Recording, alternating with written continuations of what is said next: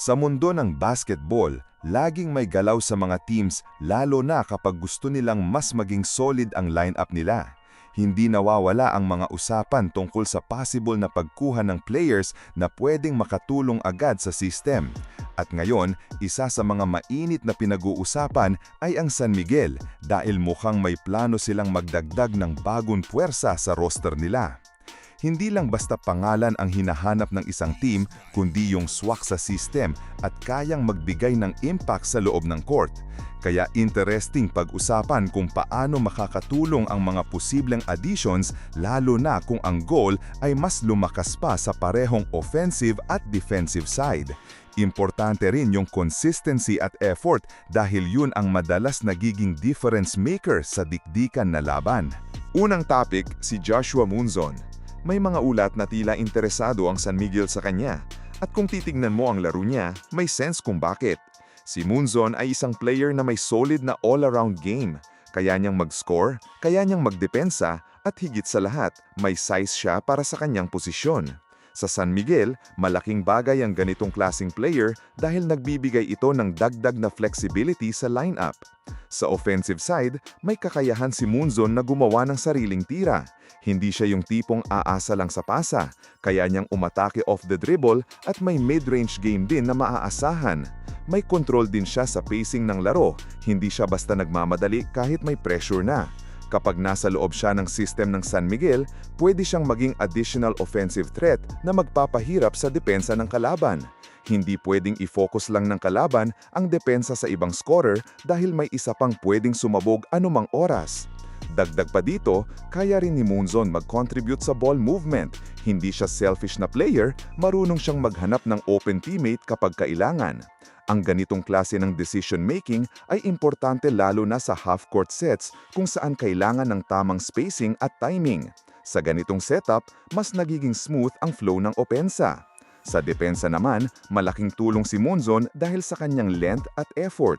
Kaya niyang sumabay sa guards at kahit sa mas malalaking players, hindi siya basta-basta natutulak. Marunong din siyang magbasa ng galaw ng kalaban kaya nakakakuha siya ng steals o nakaka-contest ng tira sa tamang oras. Ang ganitong klaseng depensa ay importante lalo na sa mga crucial moments ng laro kung saan kailangan ng stops. Pangalawang topic, si Kenneth Farid.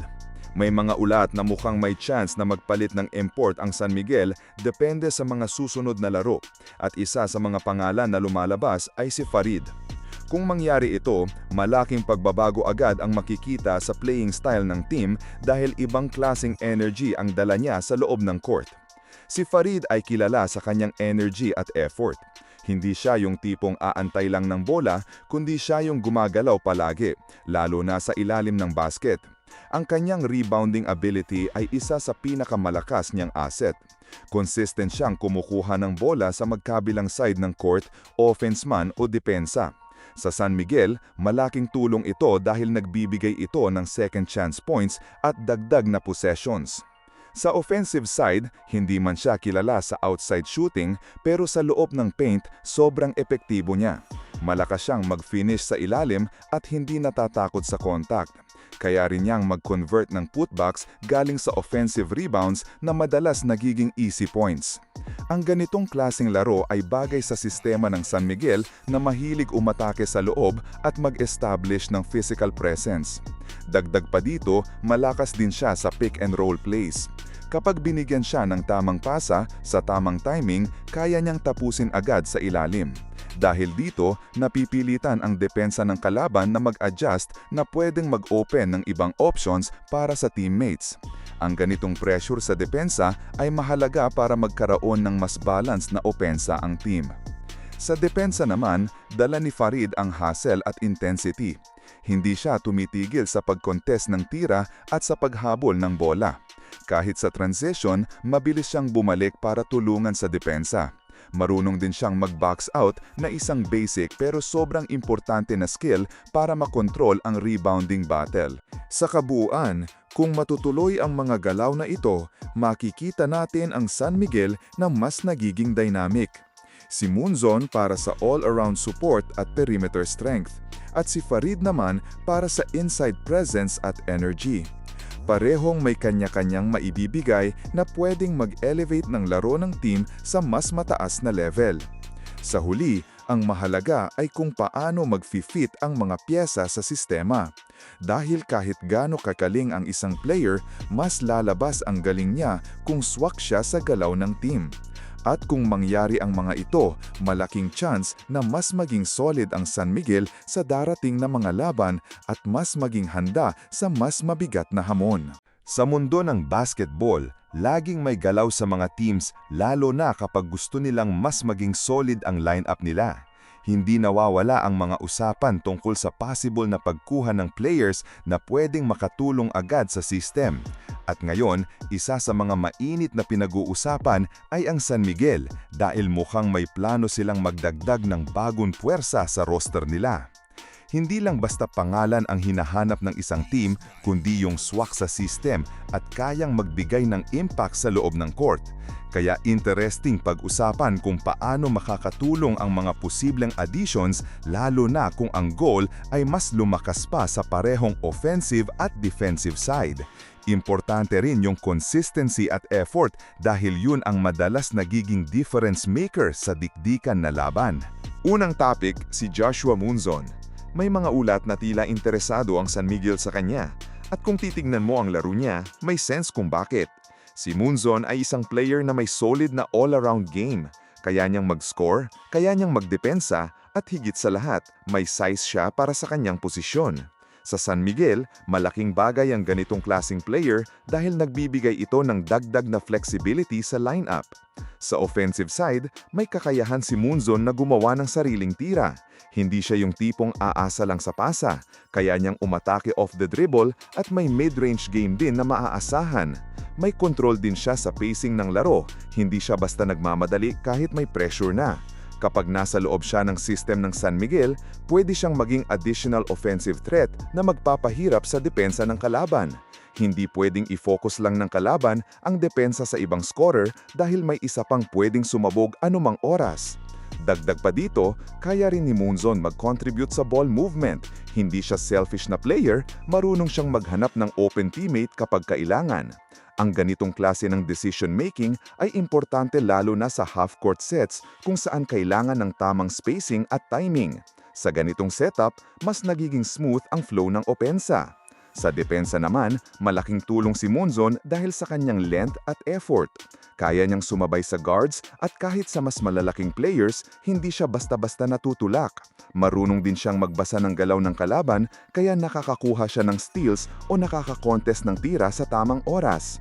Ang ganitong klaseng depensa ay importante lalo na sa mga crucial moments ng laro kung saan kailangan ng stops. Pangalawang topic, si Kenneth Farid. May mga ulat na mukhang may chance na magpalit ng import ang San Miguel depende sa mga susunod na laro at isa sa mga pangalan na lumalabas ay si Farid. Kung mangyari ito, malaking pagbabago agad ang makikita sa playing style ng team dahil ibang klaseng energy ang dala niya sa loob ng court. Si Farid ay kilala sa kanyang energy at effort. Hindi siya yung tipong aantay lang ng bola, kundi siya yung gumagalaw palagi, lalo na sa ilalim ng basket. Ang kanyang rebounding ability ay isa sa pinakamalakas niyang asset. Consistent siyang kumukuha ng bola sa magkabilang side ng court, offense man o depensa. Sa San Miguel, malaking tulong ito dahil nagbibigay ito ng second chance points at dagdag na possessions. Sa offensive side, hindi man siya kilala sa outside shooting pero sa loob ng paint, sobrang epektibo niya. Malakas siyang mag-finish sa ilalim at hindi natatakot sa contact. Kaya rin niyang mag-convert ng putbacks galing sa offensive rebounds na madalas nagiging easy points. Ang ganitong klaseng laro ay bagay sa sistema ng San Miguel na mahilig umatake sa loob at mag-establish ng physical presence. Dagdag pa dito, malakas din siya sa pick and roll plays. Kapag binigyan siya ng tamang pasa sa tamang timing, kaya niyang tapusin agad sa ilalim. Dahil dito, napipilitan ang depensa ng kalaban na mag-adjust na pwedeng mag-open ng ibang options para sa teammates. Ang ganitong pressure sa depensa ay mahalaga para magkaroon ng mas balanced na opensa ang team. Sa depensa naman, dala ni Farid ang hustle at intensity. Hindi siya tumitigil sa pag-contest ng tira at sa paghabol ng bola. Kahit sa transition, mabilis siyang bumalik para tulungan sa depensa. Marunong din siyang mag-box out na isang basic pero sobrang importante na skill para makontrol ang rebounding battle. Sa kabuuan, kung matutuloy ang mga galaw na ito, makikita natin ang San Miguel na mas nagiging dynamic. Si Munzon para sa all-around support at perimeter strength, at si Farid naman para sa inside presence at energy. Parehong may kanya-kanyang maibibigay na pwedeng mag-elevate ng laro ng team sa mas mataas na level. Sa huli, ang mahalaga ay kung paano mag-fit ang mga piyesa sa sistema. Dahil kahit gaano kakaling ang isang player, mas lalabas ang galing niya kung swak siya sa galaw ng team. At kung mangyari ang mga ito, malaking chance na mas maging solid ang San Miguel sa darating na mga laban at mas maging handa sa mas mabigat na hamon.